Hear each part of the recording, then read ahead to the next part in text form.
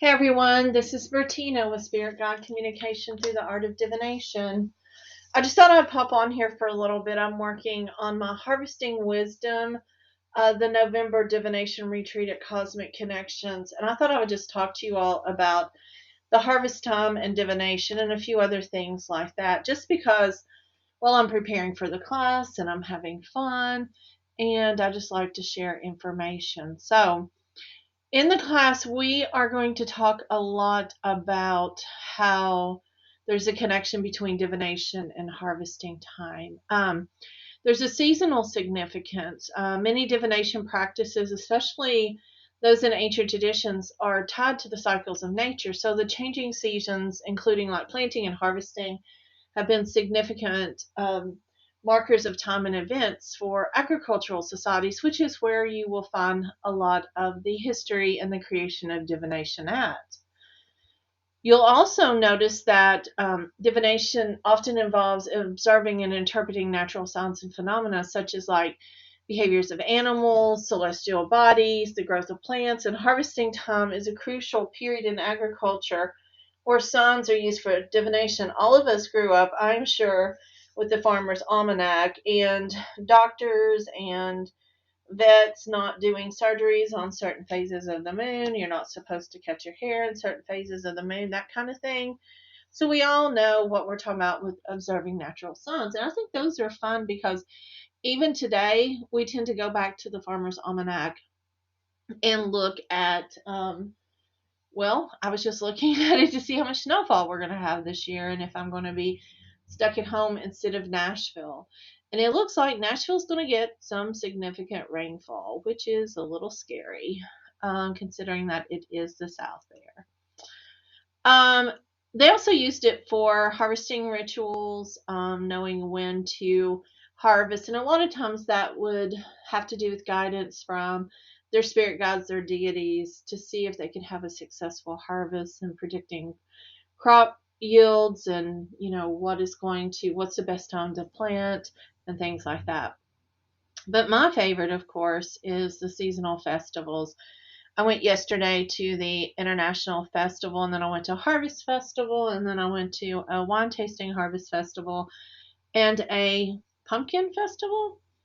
And that was all a lot of fun. And I feel like that this is my favorite time of year. It's just like things are coming to a close. I feel like I've accomplished a lot of things.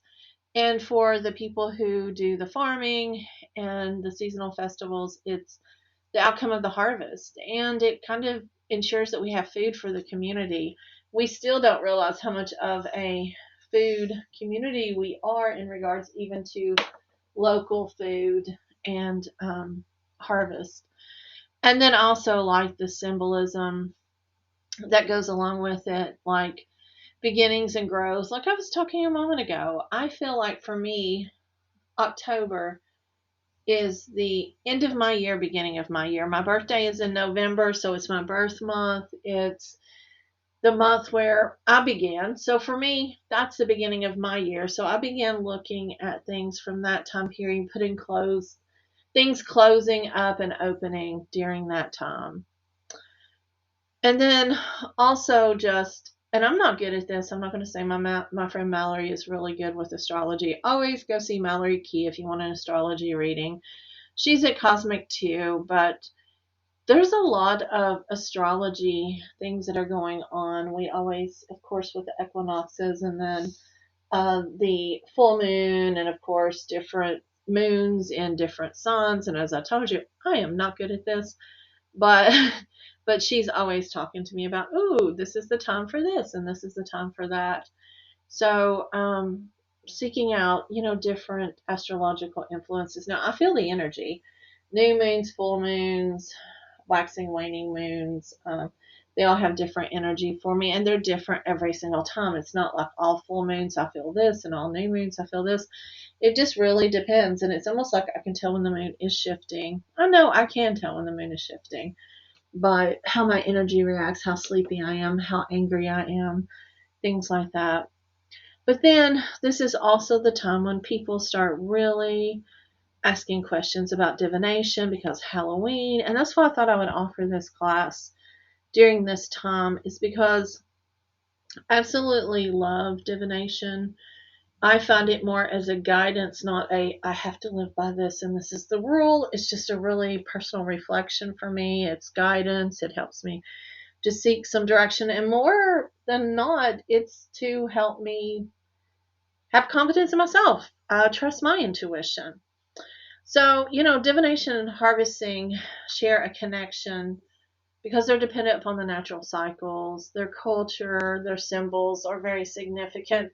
But then also for me, it's just a beautiful time. It's a time when, with my disease, I can actually kind of get out. And if you don't know, I just have a disease where I really can't be in the heat, the sun, or anything else. And yesterday was pushing it. It was probably 80. I'm usually not supposed to be out over 70, but I was out at 9 o'clock in the morning. The sun hadn't come out. So it really wasn't even that hot at that time. It was still in the 60s.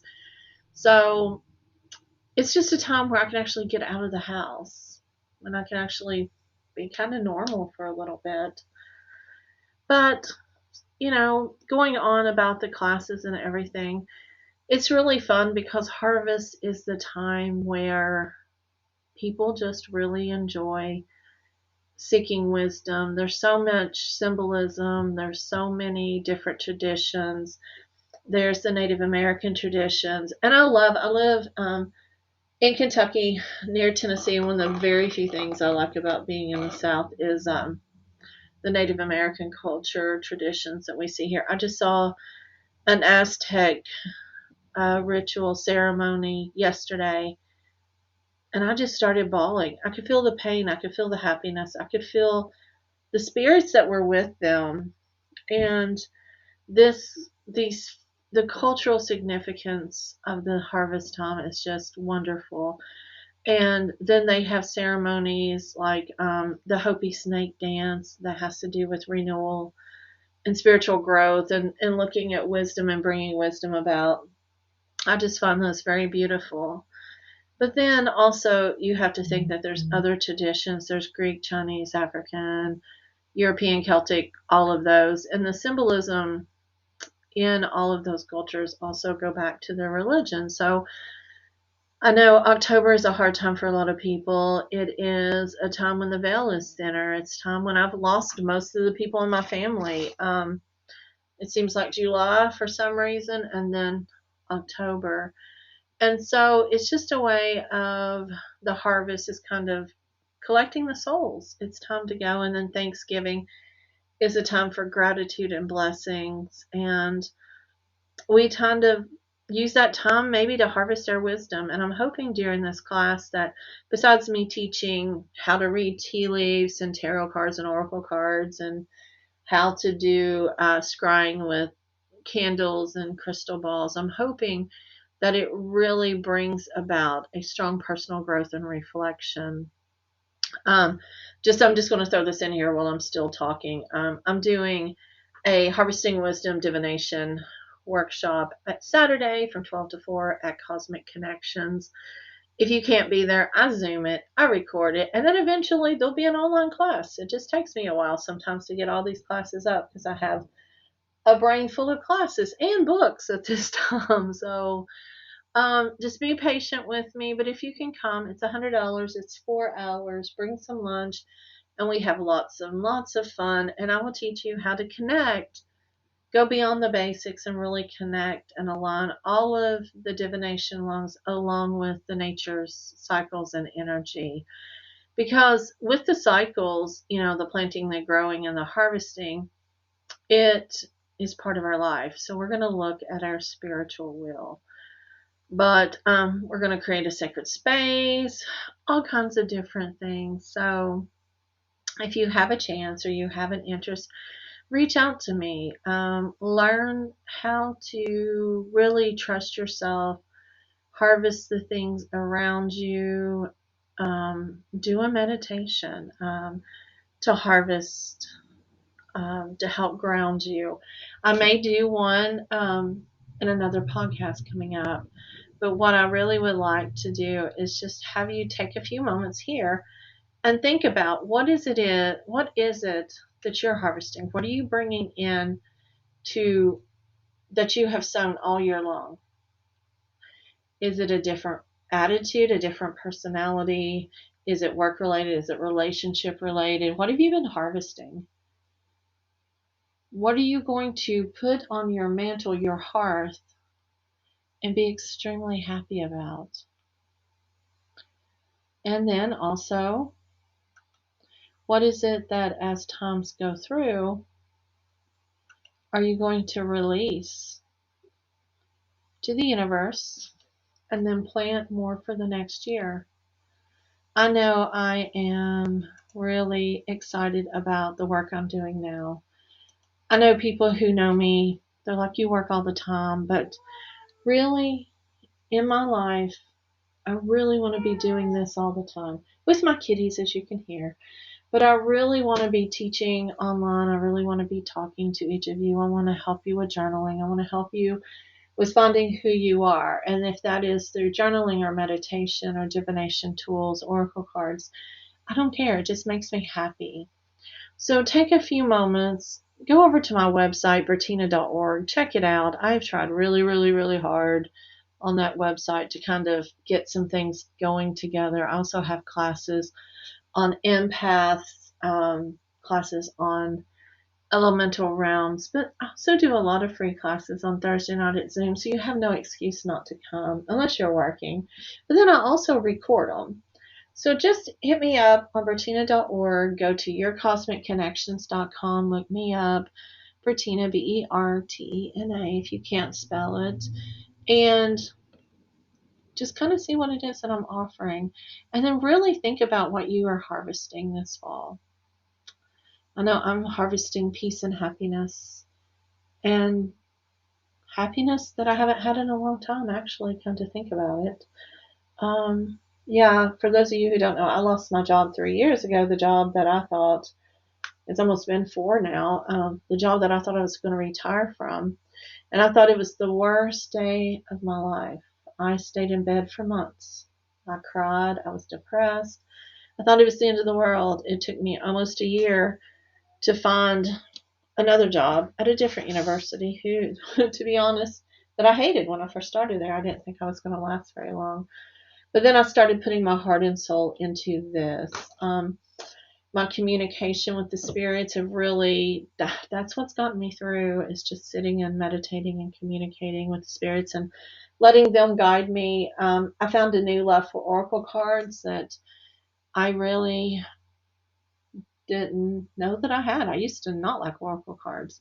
I found them as just kind of cheap and lazy, and now working with my spirit guides, it is like wonderful. It's like they are in your face. They do not play. But I don't know. I have been harvesting and harvesting and thinking, and I have 3 to 5 years to retire. So it just depends. I just got promoted, so I have a little bit extra money to spend on my business. I get to teach a sociology class at the university, which gives me a little bit of extra money too. But then that takes away time from this, so I have to harvest. And especially during October, it's really hard at my other job, at my full-time job, because I do a lot of, I work with college students. It's registration time. But then November, December, and part of January is my time to really hit my dream and harvest what I want for the next year. So I hope you follow me on my journey. I didn't mean to get so personal with this, but really, you can't talk about harvesting and divination without talking about your dreams and what you want in your life. And I want to do this. I want to help you. I want to talk to you. I want to lead you on your path to finding your spiritual path, finding your spirit guides, and just finding hope in the world, no matter how you decide to define it. There's so many different ways for that. So, well, I hope you all have a wonderful day. I hope that you listen to this, and